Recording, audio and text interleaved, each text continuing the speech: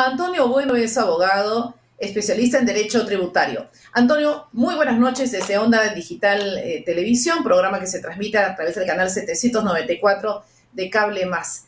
¿Has escuchado, Antonio? Permíteme hablar, porque cada vez que hablamos con un abogado especialista en Derecho Tributario, es algo así como hablar con su confesor espiritual. Hay que mantener una línea de confianza. Buenas noches, bienvenido.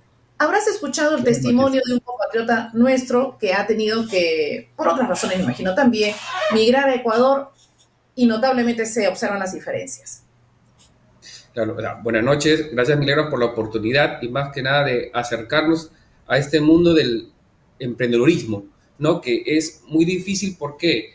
Porque no tan solo hay que saber de tu negocio, sino temas contables, financieros, tributarios.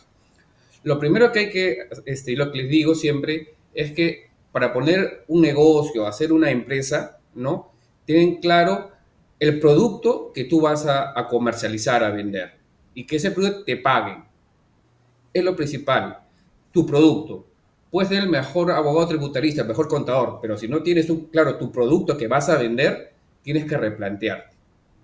Entonces, teniendo claro ello, recuerda que también muchas veces, cuando tú muchas veces venden, te pagan a crédito, te pagan después de 3 meses.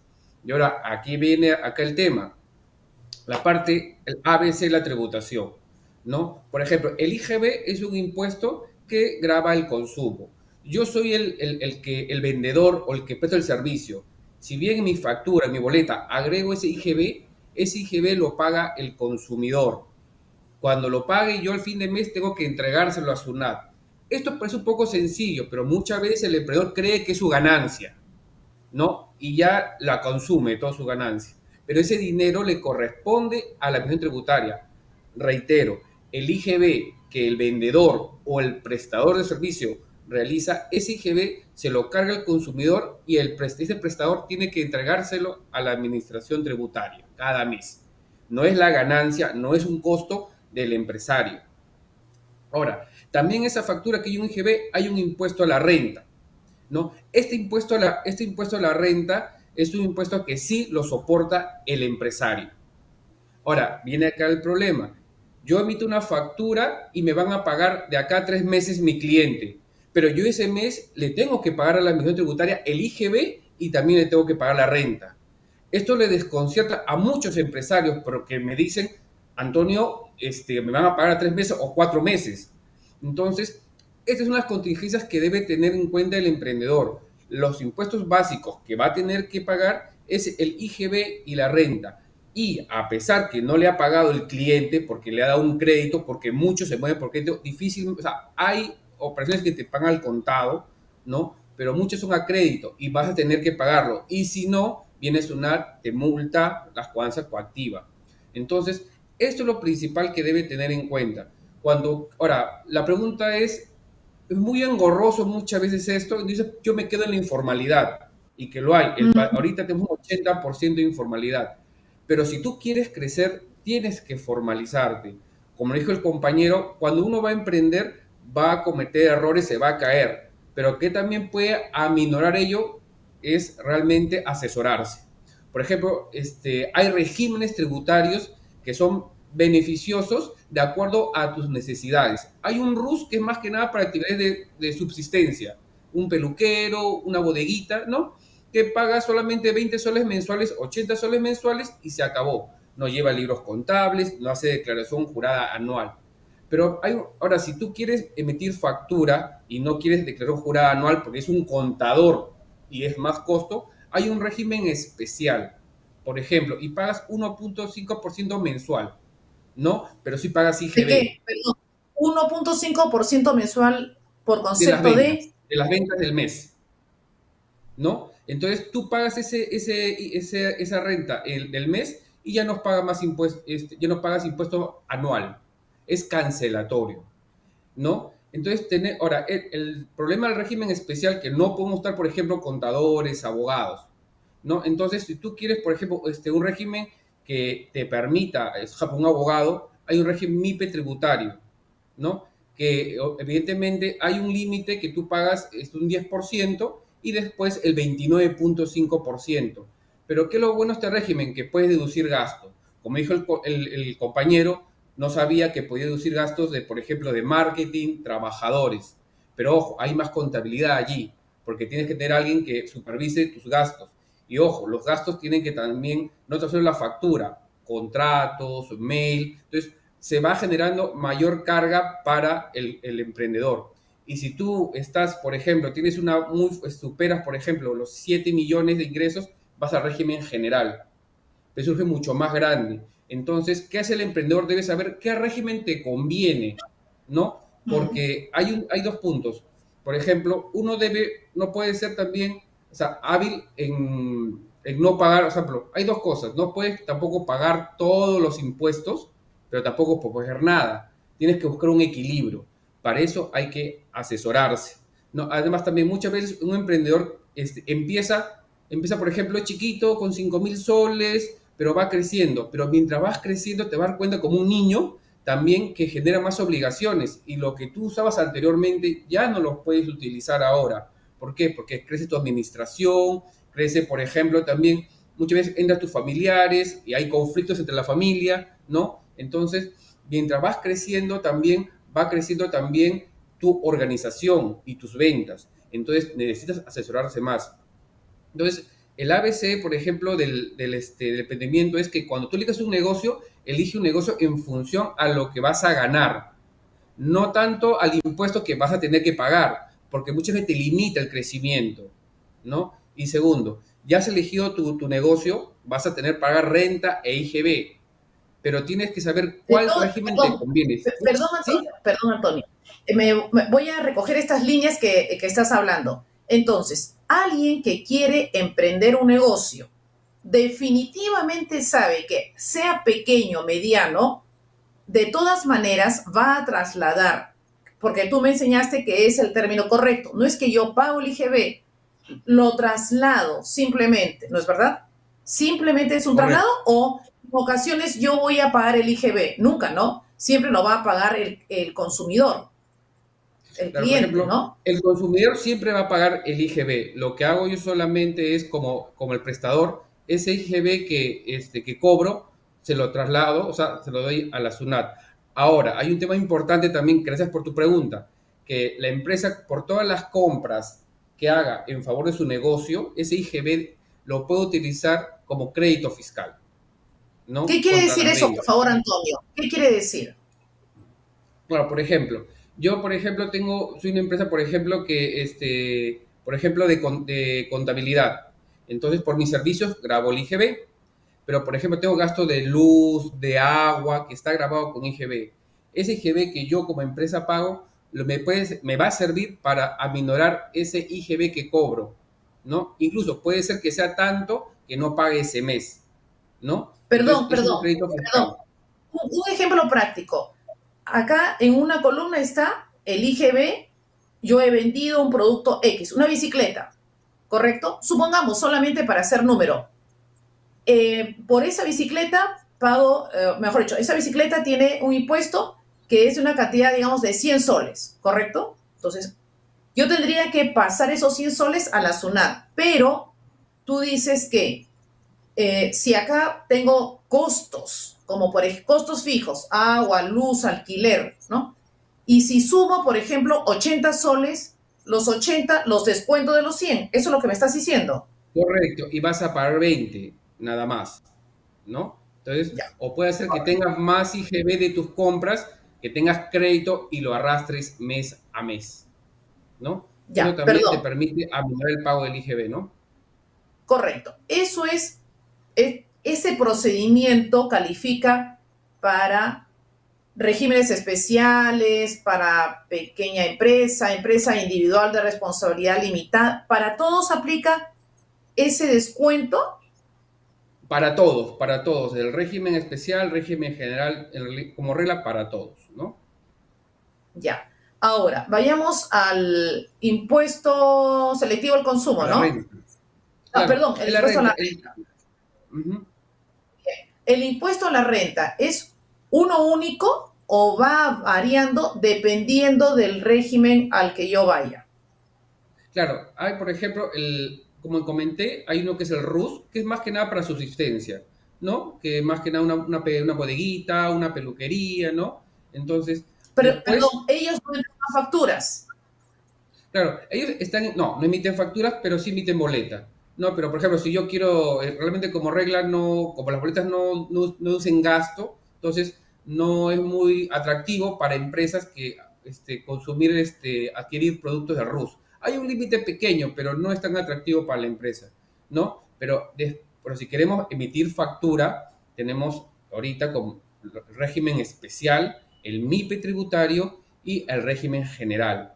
Aquí sí hay hay una diferencia en las tasas, ¿no? Por ejemplo, el régimen especial hay un pago mensual único, ¿no? Que es 1.5. Todas tus ventas en el mes, ¿no? Entonces, por ejemplo, pagas 1.5% independientemente del IGB. ¿Qué recomiendo cuando hagan acogerse a este régimen especial? Los comercios, como no tienen mucho gasto, y acá solamente no, como no usen gasto, pero sí IGB, entonces recomiendo que no tienen mucho gasto, utilicen el régimen especial, ¿no? Tiene un límite hasta 525.000 soles anuales. Si superan ese monto, tenemos que ir al régimen MIPE o régimen general, depende del caso, ¿no? El régimen MIPE, por ejemplo, lo que te permite es que hasta un cierto porcentaje pagas 10% del impuesto a la renta, después 29.5%. Pero acá se van incrementando las obligaciones. Hay declaración mensual y la anual. Entonces, acá ya tenemos que tener un contador. Pero acá también lo Claro, decimos gasto, ¿no? Entonces, muchas veces empresas, por ejemplo, si yo soy una empresa de comercio y servicio, estas empresas tienen poco gasto, ¿no? Entonces muchas veces vas a pagar mucho impuesto. Entonces, ¿qué se recomienda? Se asesoren cómo crear gastos reales. Puede ser un alquiler, puede ser una marca, ¿no? En que dentro del marco legal bajes tus impuestos. Si, por ejemplo, el correcto. régimen MIPE tributario es más de 1.700 UITs, que es casi 7.800.000 soles, entonces vamos a régimen general, que ya es 29.5% por todo el año, ¿no? Entonces, y hace sus pagos a cuenta. Es más complejo. Entonces, una persona que no sabe y que recién va a empezar, se va al régimen general, ya realmente es una muy mala decisión, ¿no? Entonces, siempre es bueno saber el sistema tributario, si bien es complejo, pero da posibilidades de acogerse de acuerdo a tus necesidades. Y ahí está la inteligencia de la persona, de saber qué régimen me conviene a mí, porque también está mal pagar mucho impuesto cuando no tienes esa capacidad de pagarlo. Entonces tienes que tener la habilidad en todo caso de saber cuál te conviene más. Incluso volviendo al IGB, y como les digo, hay también un régimen del IGB justo, en la cual tú pagas el IGB después de 3 meses de haber nacido la obligación. ¿Y por qué? Porque también el legislador se ha dado cuenta de que muchas veces te pagan a crédito. Así Entonces, es. Así. es complejo la situación No, tributaria, sí, pero siempre digo, nos podemos asesorar para aminorar la carga, porque es parte de hacer negocio, es parte de hacer empresa y es parte de crecer también. es verdad, y una última pregunta aquí, Antonio, para continuar. Entiendo que este es un tema que puede ser un poco más difícil para algunas personas, pero yo quiero insistir porque quiero abrir una ventana distinta, porque como dijo antes nuestro compatriota, ¿no? Yo no sabía, dice, ¿no? Y es verdad, hay muchas personas que desconocen, entonces se lo dejan todo al contador. Y quiero hacer, por favor, dos preguntas y que tuvieran la gentileza de darme la precisión. Una cosa es que tenga el contador. ¿Me fío todo del contador o zapatero a tus zapatos? Pregunto al contador, pero debo consultar a un abogado especialista en derecho tributario. Claro, cada quien tiene su campo, ¿no? Y como digo, cuando vas creciendo, vas a tener que consultar siempre al contador y el abogado tributarista. El abogado tributarista lo que busca es darte el régimen tributario que más se acoge a tus necesidades. Y lo bueno es que te Correcto. damos, por ejemplo, una plantilla que te puede dar tranquilamente 3 5 años, ¿no? Mm, Ahora, siempre es importante la contabilidad. Lamentablemente muchos creen que solamente termina con la declaración jurada mensual. Cuando vas creciendo, yo un promedio de 10.000 soles mensuales, recomiendo hacer estados financieros. Con los estados financieros, tú sabes si estás ganando, estás perdiendo, en dónde estás que inviertes demasiado o estás que haces demasiados costos innecesarios. La contabilidad es muy importante. Muchas veces, más siempre cuando veo con una empresa, tengo que ver la contabilidad. O sea, la contabilidad es pero muy importante. es Y también la preciso, tributación. Sí. es, Uh -huh. es preciso, como dijo el testimonio, ¿Se requiere en ocasiones un contador? ¿Es mejor tener un contador en la empresa? ¿A partir de qué monto de ingresos debe considerarse tener un contador dentro de la empresa? Bueno, puede ser externo, realmente. Siempre tener un contador. Lo que siempre digo es que siempre hay que supervisar. Y también a los abogados. Y siempre tenemos mala imagen también. Pero siempre digo incluso a mis clientes, pregúntenme y supervisen todo lo que yo hago. Entonces, puede ser un contador externo, ¿no? Pero siempre supervise de acuerdo a las necesidades que requiera. Y muchas veces digo que cuando ya superen los 10.000 soles, tengan en todo caso estados financieros. El abogado tributarista cuando se requiera. No es necesario tenerlo en la empresa. Son empresas muy grandes las que tienen un abogado tributario específico. Realmente siempre es externo, ¿no? Perfecto. Con cargo a continuar, Antonio, una última pregunta, sí, también muy breve, te voy a agradecer la respuesta.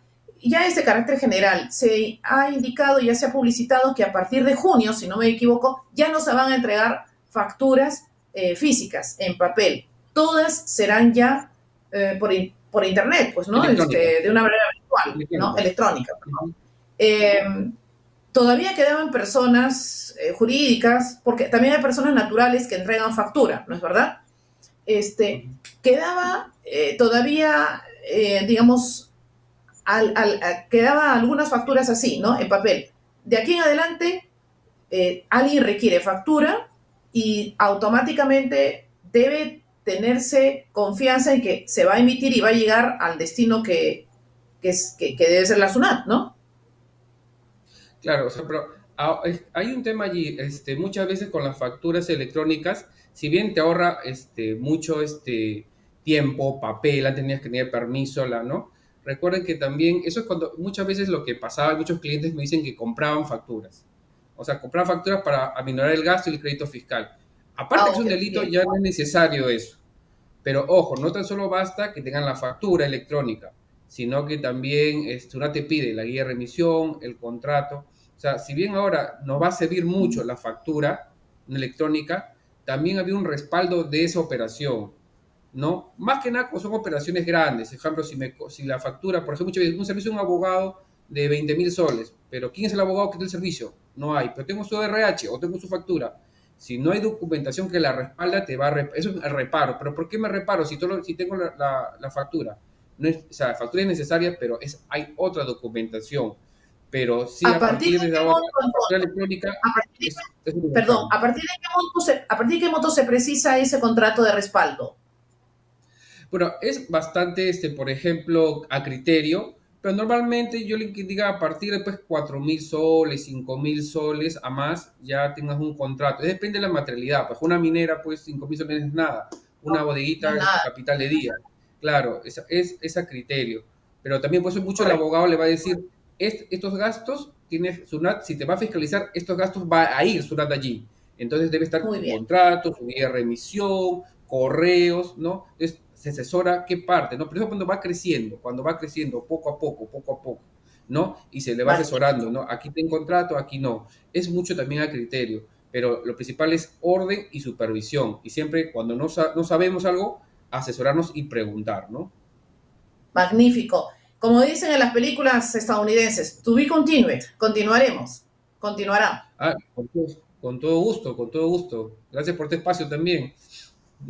Más bien a ti, muchísimas gracias, muy amable. Antonio Bueno, abogado especialista en Derecho Tributario, dando, digamos, el ABC para aquella persona que desee emprender un negocio, una empresa, y tiene que tener esas consideraciones que él ha señalado. Luego les diré dónde está alojada la entrevista, con el propósito que ustedes puedan repasarlo, puedan visualizarlo, puedan compartir, porque hay que evitar cometer errores.